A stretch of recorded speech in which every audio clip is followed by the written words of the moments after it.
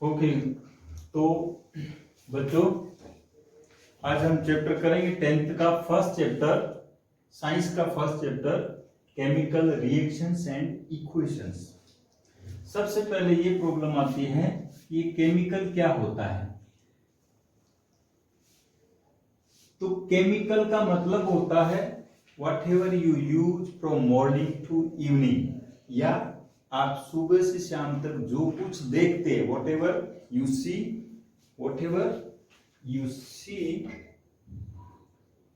From morning to evening, जो कुछ आप देखते हैं, जो कुछ आपको आंखों से दिखाई देता है, दैट इज केमिकल।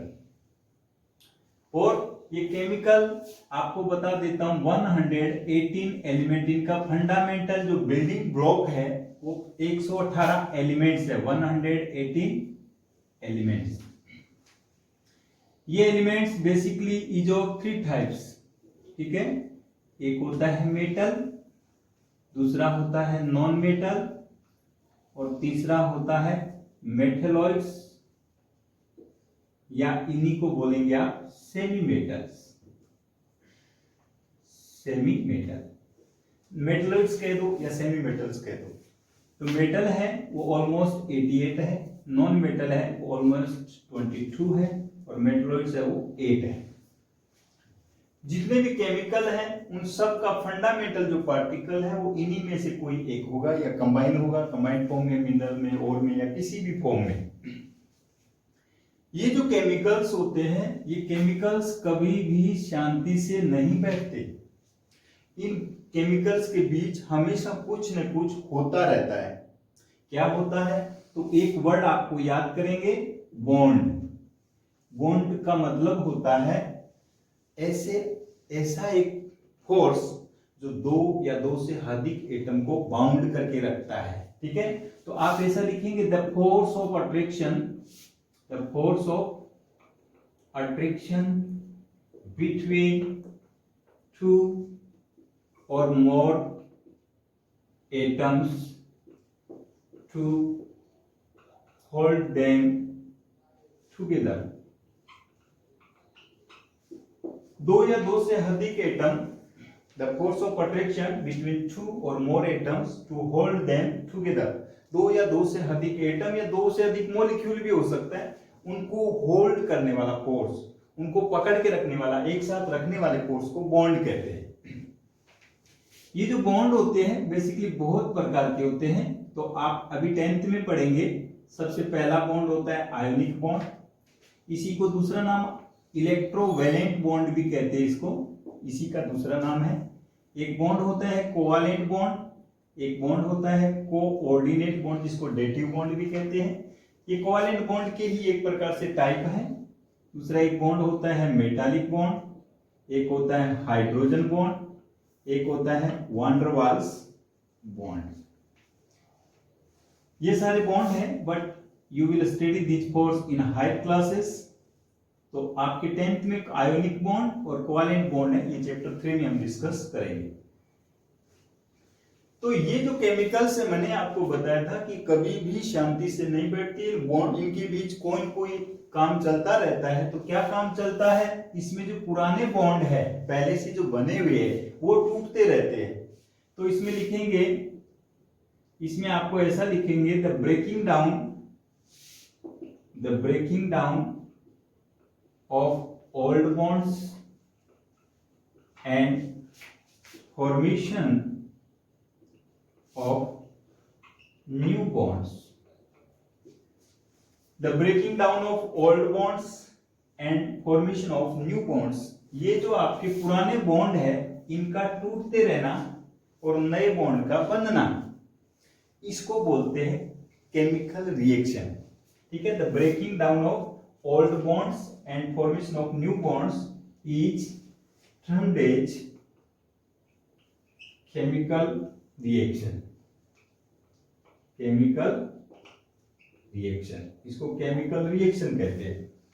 अब एक प्रॉब्लम आती है कि जो केमिकल रिएक्शन होती है, जब भी कोई केमिकल रिएक्शन होती है, मान लीजिए कोई एलिमेंट ए है और वो किसी बी एलिमेंट के साथ रिएक्ट करके और एलिमेंट या प्रोडक्ट सी बनाता है। यहां बीच में कंडीशन ऑफ रिएक्शन होता है COR।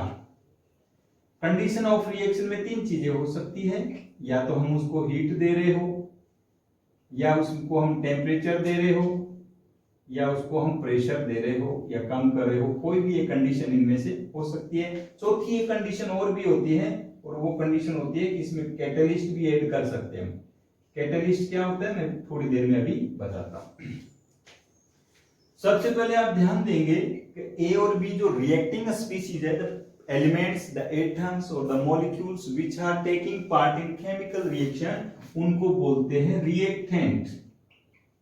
द स्पीशीज, आप याद रखना 10th में जब कभी भी वर्ड, आपको एक वर्ड याद रखना स्पीशीज, इस चैप्टर में स्पेशली केमिस्ट्री में स्पीशीज या पार्टिकल्स, ये वर्ड जहां कहीं भी आए तो इनका मतलब होगा या तो एटम, या होगा मॉलिक्यूल, या होगा आयन। इन वर्ड का मतलब ये होगा।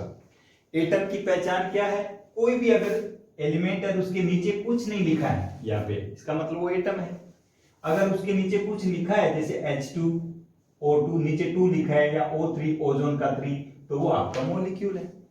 और किसी भी एटम के ऊपर अगर पॉजिटिव या नेगेटिव चार्ज होता है, पॉजिटिव या नेगेटिव चार्ज होता है, सपोज पॉजिटिव चार्ज M+ और कोई एलिमेंट नेगेटिव चार्ज होता है, X से इंडिकेट कर रहा हूं, तो पॉजिटिव और नेगेटिव जिसके ऊपर चार्ज होता है उसको हम आयन कहते हैं। तो आप ध्यान देना, सबसे पहले केमिकल, तो whatever we see all around us या whatever we use from morning to evening is known as chemicals, and basically these chemicals are the building blocks of the 118 fundamental particles या fundamental microscopic particles. These particles are known as elements. Elements are categorized into three. ठीक है, these are metal, they are 88 in number, non-metals they are 22 in numbers, metalloids they are 8 in number. Now ये जो chemicals होते हैं वो किसी न किसी सर्टेन फोर्स ऑफ अट्रैक्शन के द्वारा बाउंड होते हैं, जिसके बीच जो फोर्स काम कर रहा होता है उसको बॉन्ड कहते हैं। और ये बॉन्ड मैंने बताया था, there are so many types of bonds, electrovalent bond that is also known as ionic bond, sometimes को पोलर बॉन्ड्स भी कहते हैं क्योंकि इसमें पोलर नेचर होती है, पॉजिटिव और नेगेटिव चार्ज होता है। कोवैलेंट बॉन्ड और कोऑर्डिनेट बॉन्ड, जिसका दूसरा नाम डेटिव बॉन्ड भी होता है, मेटालिक बॉन्ड, हाइड्रोजन बॉन्ड और वान डर वाल बॉन्ड। ये सारे फोर्सेस हम 11th में पढ़ेंगे, 12th में पढ़ेंगे, लेकिन अभी आपके सिलेबस में आयोनिक और कोवैलेंट बॉन्ड है तो चैप्टर 3 में पढ़ेंगे। ये बॉन्ड का मतलब होता है force of attraction between two और मोर एटम्स, और मॉलिक्यूल्स भी लिख सकते हो, टू और एटम्स या मॉलिक्यूल्स भी लिख सकते हो, टू होल्ड देम टुगेदर। अब ये जो बॉन्ड जो होता है, ये बॉन्ड हमेशा कांस्टेंट नहीं होता। ये बॉन्ड या तो पुराना बॉन्ड होता है, टूटता है, नया बॉन्ड बनता है। तो the breaking down, the breaking, ये ब्रेकिंग है बेटा, इधर breaking down of old bonds and formation of new bonds is termed as chemical reaction. Chemical reaction में जो रिएक्टिंग स्पीशीज है, रिएक्टिंग पार्टिकल है, उनको बोलते हैं रिएक्टेंट, और जो फाइनल जो प्रोडक्ट बना है आपका उसको बोलते हैं, जो हमारा रिजल्ट मिला है, रिजल्टेंट या आउटपुट जो भी हमें मिला है उसको बोलते हैं प्रोडक्ट। और रिएक्टेंट से प्रोडक्ट में लाने के लिए we have to apply certain condition, जिसको बोलते हैं COR यानी कंडीशन ऑफ रिएक्शन। तो कंडीशन ऑफ रिएक्शन ये हो सकती है कि whether we have to apply heat, या वी आर गिविंग टेम्परेचर, या we are providing pressure, increasing decreasing, और catalyst we are adding catalyst. अब प्रॉब्लम ये आती है कि व्हाट इज कैटलिस्ट। तो आप याद रखना, कैटलिस्ट इज द एटम और मॉलिक्यूल और कंपाउंड, कोई भी हो सकता है, एटम हो सकता है, मॉलिक्यूल हो सकता है, या कोई एलिमेंट या कंपाउंड हो सकता है, which can increase or decrease the rate of reaction but the end of reaction do not change itself।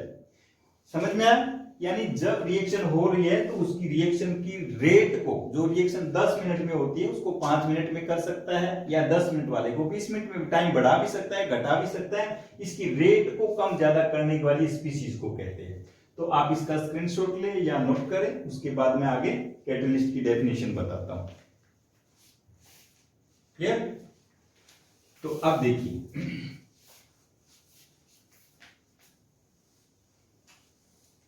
अब आता है कैटलिस्ट। तो कैटलिस्ट में लिखना एन एटम और मॉलिक्यूल और कंपाउंड, आप ऐसा लिख सकते हो कैटलिस्ट,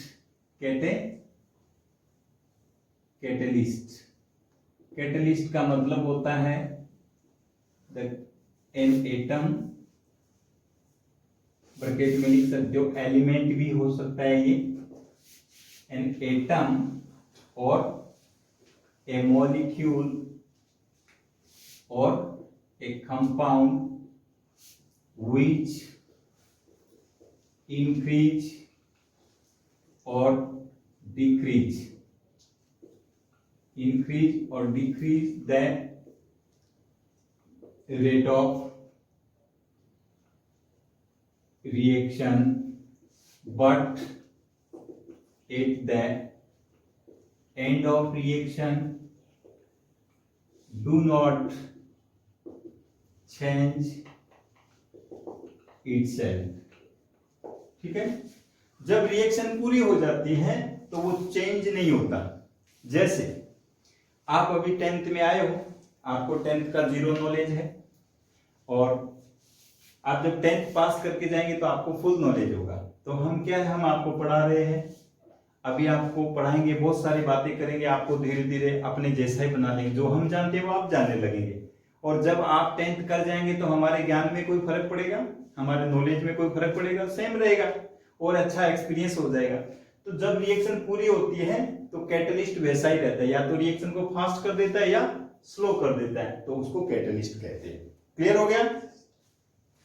अब आपको बहुत सारी बातें, आपको हर वक्त कुछ न कुछ हो रहा होता है, आपकी बॉडी में भी पूरी एक केमिस्ट्री है, बॉडी के अंदर भी कैटलिस्ट होता है। जो बॉडी के अंदर कैटलिस्ट होता है उनको बायो कैटलिस्ट बोलते हैं, और बायो कैटलिस्ट का जो स्पेशल नाम है उसको बोलते हैं एंजाइम। ये सारे के सारे प्रोटीन्स होते हैं। Bio catalyst means the chemical reaction, the metabolic reaction which is taking place inside our body, जो हमारी बॉडी में हो रही है, उस रिएक्शन के लिए हमेशा ध्यान देना। बायो उसके लिए अंदर जो रिएक्शन हो रही है उस रिएक्शन को क्या बोलते हैं? मेटाबॉलिक रिएक्शन बॉडी के अंदर हो रही है। लेकिन मेटाबॉलिक रिएक्शन जितनी भी हो रही है वो सारी सारी उनको कौन कंडक्ट कर रहा है? जो बॉडी के अंदर जो हेल्प है, जो रिएक्शन को प्रॉपर्ली कंडक्ट कर रहा है वो उनको कैटलिस्ट। तो बॉडी के अंदर जो कैटलिस्ट काम कर रहे हैं उनको बायो कैटलिस्ट। ये सारे सारे एंजाइम होते हैं। सारे एंजाइम्स प्रोटीन होते हैं, बट याद रखना सारे प्रोटीन एंजाइम नहीं होते। सारे एंजाइम प्रोटीन होते हैं but all proteins are not enzymes, ये बात ध्यान देना। अब एक बात ध्यान देना है कि जब हमारी बॉडी के अंदर इतनी सारी रिएक्शन होती है, कभी ऑब्जर्व करना, जब किसी भी बच्चे को, किसी भी आदमी को फीवर होता है तो उसका भूख बंद हो जाती है, उसको भूख नहीं लगती। ऐसा क्यों? क्योंकि इन टेम्परेचर बायोकैटलिस्ट की एक स्पेशल कंडीशन है, they are specially active at low temperature. ठीक है, they are fully active at low temperature. ये जो एंजाइम होते हैं हमेशा लो टेम्परेचर एक्टिव होता है। जैसे फीवर में क्या होगा? बॉडी टेम्परेचर इंक्रीज होगा तो इनकी रिएक्टिविटी, इनकी एक्टिविटी स्लो डाउन हो जाती है। स्लो डाउन होगा तो हमारी बॉडी में कोई मेटाबॉलिक प्रोसेस होगा ही नहीं, तो आदमी को एनर्जी बनना बंद हो जाएगा, इनकी एक्टिविटी बनना बंद हो जाएगा। इसीलिए फीवर में या किसी भी इलनेस कंडीशन में हमें अच्छी एनर्जी की साइड से ग्लूकोज देते हैं डॉक्टर, ये अपने को देना पड़ता है। तो क्लियर हुआ एंजाइम कैटलिस्ट पोर्शन। अब आगे एक रिएक्शन आती है आपकी बॉडी में, हर वक्त कोई न कोई रिएक्शन हो रही है। रिएक्शन की कई कैटेगरी होती है। कुछ रिएक्शन होती है that takes place within seconds, जैसे आयोनिक रिएक्शन। जितनी भी आयोनिक रिएक्शन हो बहुत फास्ट होती है। दूसरी होती है some reactions are takes place very slowly like rusting of the iron, जैसे आयरन का जंग लगता है ना, काट लगता है, आप काट बोलते हैं। तो ये जो आपको है ये बहुत स्लो प्रोसेस होती है। आज 10 साल 3 साल पहले आपने कुछ लगाया होगा, 10 साल के बाद ये काला काला पड़ेगा, रस्टिंग होगा, इससे पहले नहीं होगा। तो मींस ये स्लो भी हो सकती है, उनको वेरी स्लो रिएक्शन बोलती है।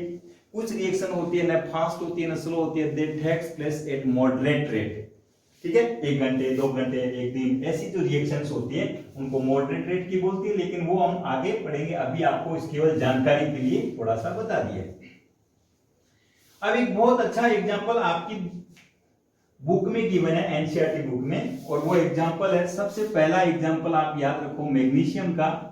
मैग्नीशियम से क्या बनेगा 2MgO मैग्नीशियम ऑक्साइड, बैलेंस कर दो 2। ये लो, सबसे पहले इसमें एक क्वेश्चन डेवलप होता है, ये रिएक्शन होता है, जब ये रिएक्शन होता है तो ये जो रिएक्टिंग स्पीसीज है मैग्नीशियम को ऑक्सीजन के साथ रिएक्शन करने का मतलब क्या है, किसी भी चीज को ओपनली जलाना, combustion.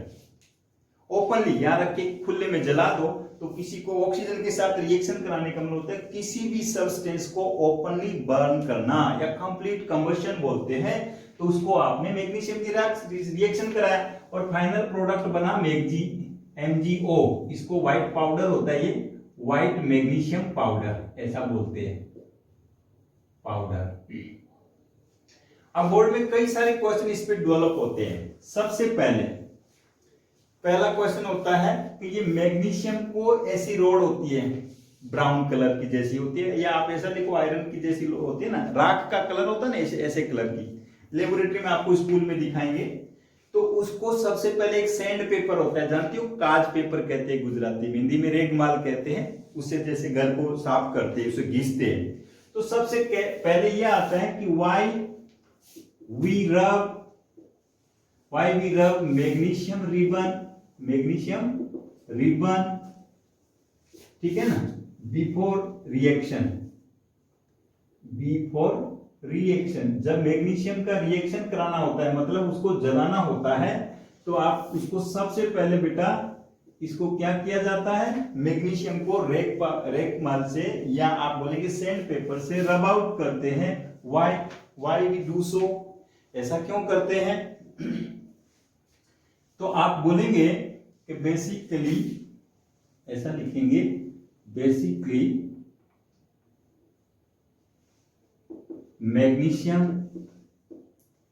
Magnesium is a highly reactive metal. ये हाई है बेटा, highly reactive metal, so there is a layer of magnesium carbonate and magnesium oxide formed over its surface। ठीक है, basically magnesium is a highly reactive metal, so there is a layer of magnesium carbonate and magnesium oxide formed over its surface to remove, आप आगे लिखना, so to remove that layer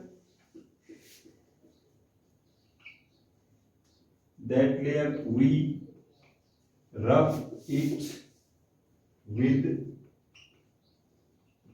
sandpaper so that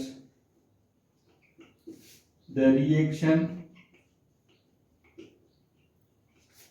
can take place easily या quickly, easily और quickly.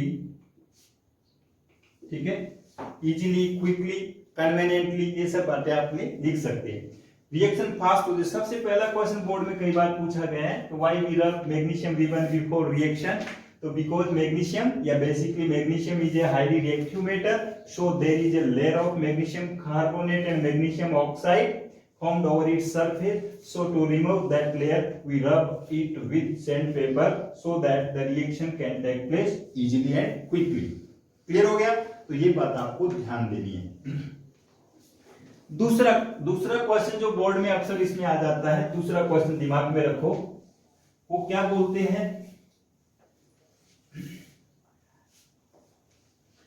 दूसरा question सबसे पहले होता है कि ये जो व्हाइट पाउडर है ये डेजलिंग साउंड के साथ बर्न करता है, तो इसका जो हो बेसिकली क्या होता है, सॉलिड स्टेट में सरफेस प्रॉपर नहीं मिल पाता है। सरफेस नहीं मिलने की वजह से धीरे धीरे मतलब थोड़ी इसकी आवाज आती है एक प्रकार की, उसको डेजलिंग साउंड के साथ बनता है। फिर ये बोलेंगे प्रोडक्ट जो बनता है कैसे कलर का होता है, तो व्हाइट कलर का पाउडर होता है। समझ में आ गया? तीसरी बात आता है, जो तीसरा क्वेश्चन जो आपको ये पूछेंगे कि why we balance the chemical reaction. किसी भी केमिकल रिएक्शन को बैलेंस क्यों करते हैं? जब भी आप रिएक्शन करते हैं, बैलेंस करते हैं, तो व्हाई वी बैलेंस, ये क्वेश्चन बहुत इंपॉर्टेंट है। Why we balance the chemical reaction, chemical reaction. तो इसका आंसर आप एक वर्ड में देंगे। इसका 9th में आपने पढ़ा होगा, 9th में टू फुलफिल, शॉर्ट में लिख दो, to fulfil the law of conservation of mass. 9th में हमने पढ़ा था to fulfil the law of conservation of mass, that's why we balance the chemical reaction. Clear हो गया? तो आपको इसके ऊपर बहुत सारा क्वेश्चन आता है। अगला एक क्वेश्चन आता है इसमें, how can we make a chemical reaction more informative. किसी भी केमिकल रिएक्शन को मोर इंफॉर्मेटिव कैसे बनाया जा सकता है? किसी भी केमिकल रिएक्शन को, तो इसके लिए आपको एक कंडीशन याद रखना पड़ेगा। इसके लिए सबसे पहले 3 बातें याद रखनी है कि किसी भी जो भी एलिमेंट है उसके नीचे उसकी स्टेट इंडिकेट कर दो। तो आप लिखो नंबर 1 पे by indicating the physical state of elements, जो रिएक्टिंग स्पीसीज है उसका आप ये एलिमेंट्स पूरा लिख दो। चलो एलिमेंट्स, ठीक है। Number 2, by indicating the condition of reaction,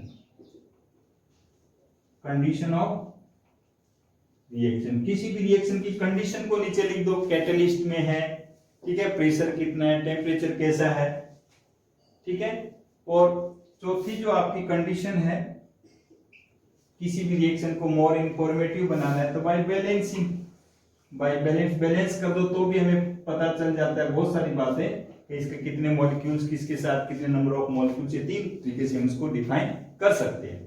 next जो क्वेश्चन इसके बारे में पूछा है, how many types of reactions are there, ठीक है। तो वो रिएक्शंस कितने होते हैं वो मैं आपको बताता हूं, इसको नोट करो। चलो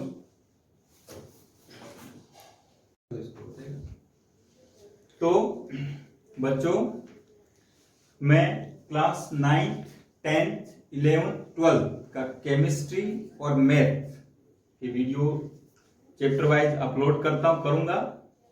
अगर आपको पसंद आए और मुझे मोटिवेट करने के लिए आप हर वीडियो को शेयर करें, लाइक करें और सब्सक्राइब करें, और बीच बीच में कमेंट्स दे करके या कमेंट मुझे करें। इससे आपको मुझे जो इसमें सुधार करना हो, जो कुछ अगर इसमें चेंजेस करना हो, वो भी आपको बीच बीच में अपग्रेडेशंस मिलते रहे। अब हम बेसिकली नए हैं तो धीरे धीरे थोड़ा सा कुछ इसमें प्रॉब्लम्स आती है, लेकिन धीरे धीरे हम इसको अच्छा करते चले जाएंगे।